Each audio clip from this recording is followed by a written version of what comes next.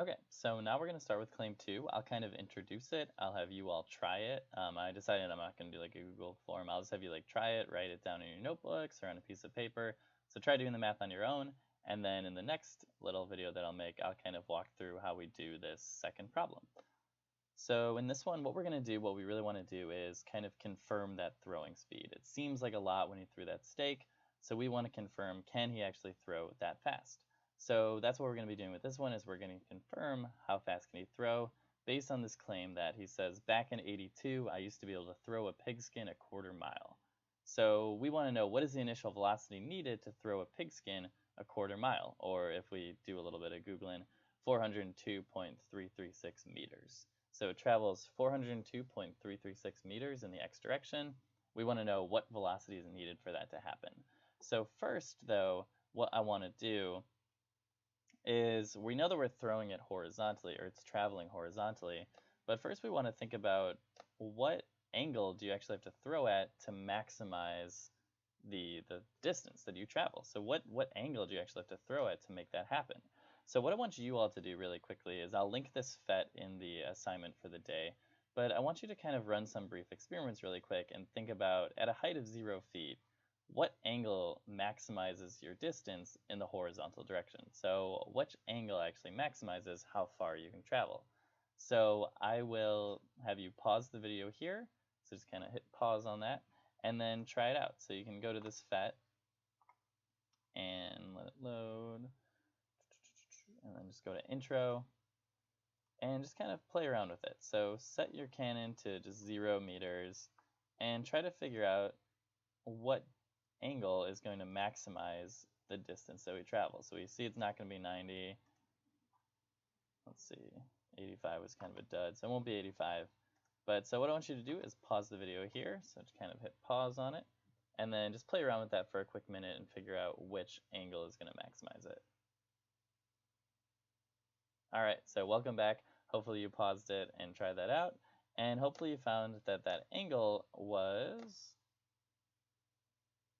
45 degrees. I didn't put it in the thing, but hopefully you found that it was 45 degrees. So really briefly what I want to do is I want to jump into OneNote, and let me switch it so you can't see me.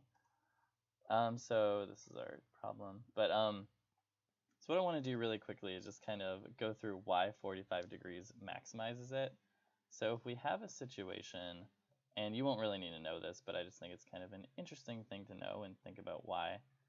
But so if we have a situation where we're viewing a projectile and it's launched, ooh, that was really good actually. And then I messed that up.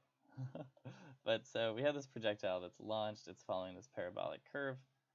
We want to think about what angle is actually going to maximize it.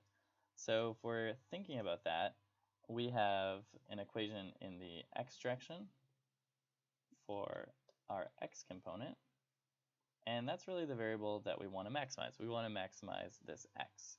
So if we're thinking about our equation in the horizontal direction, we can write this x equals x naught plus v naught cosine theta t, and then plus just 0 for the acceleration. So we're writing this cosine theta because when we have our v naught, we said before, oh, we have to split it up. If it's launched at an angle, we have to split it into our v naught y and our v naught x, and then our angle is what's in between there. So we want to think about what angle will maximize this distance x.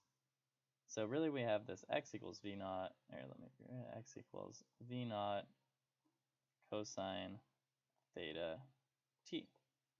So what we want to think about, like I keep on repeating because I'm just writing and not thinking, is what will maximize this x? What will make x as large as possible? So if we just have this, and I just dropped my pen, so let me make sure that I'm still recording. Yeah, I'm still recording. Okay, so we have this x, and if we saw this, well, we would just say, oh, well, 0 degrees is going to be what's maximizing it. But we know that the vertical direction, y, is also controlling this t. So let's set up really quick an equation for y. Y equals y naught plus v naught y t plus 1/2 a t squared. So what we're looking at in this case is a situation where we're going as far as possible. So we start off at a height of 0, and we also are ending at a height of 0. So those are both 0, and we know that our acceleration is going to be negative g. So let me kind of rewrite this really quick. 0 equals v naught sine theta minus 1/2 gt squared. I can move this around a little bit and say 1/2 gt squared is equal to v naught sine theta t. I can cancel out the t on both sides and just say 1/2 gt is equal to v naught sine theta.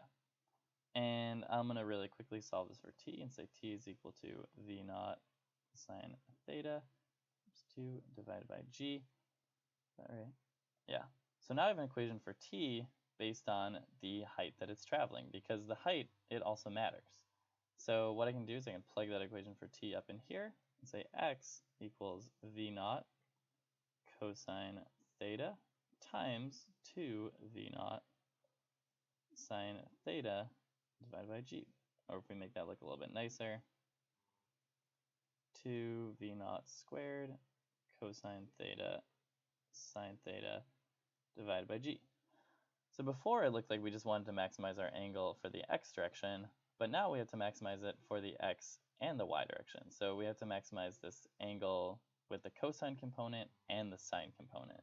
So what I want to do is, I don't want to like do a limit or anything or whatever to maximize this. I'm just going to go to Desmos and plug in that equation. So I'm going to head over to Desmos, pop in this equation. I already did it. So I have cosine x times sine of x. So if I have cosine and sine in my numerator and I want to maximize it, it looks like for really any amplitude, this equation is maximized at 45 degrees. So based on if our v naught changes, like we saw in our equation, we have v naught out in front. Even if that v naught changes, the amplitude, even if that changes, we're still maximized at 45 degrees. So that was just a brief little like, hey, 45 degrees is our maximum. So that brings us back to this. That was a brief little, you don't really have to know that, I just thought it was interesting. So what this brings us back to is our question. So what I want you to try on your own. So what is the initial velocity of the throw? What we're going to say is he's throwing at a 45-degree angle, and it's going to travel a distance of 402.336 meters.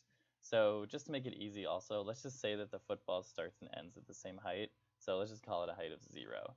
So I want you guys to try that out. Try to figure out what is the initial velocity of this throw. So does it match up closely to what we saw last time? Is it a lot different?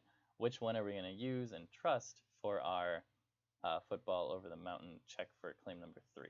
So try this out, and then I'll make a video kind of walking you through how to do it. But for now, give this a go on your own and just kind of write it on paper and have that answer written down. I'm not going to collect this one, but I want you to try it. All right.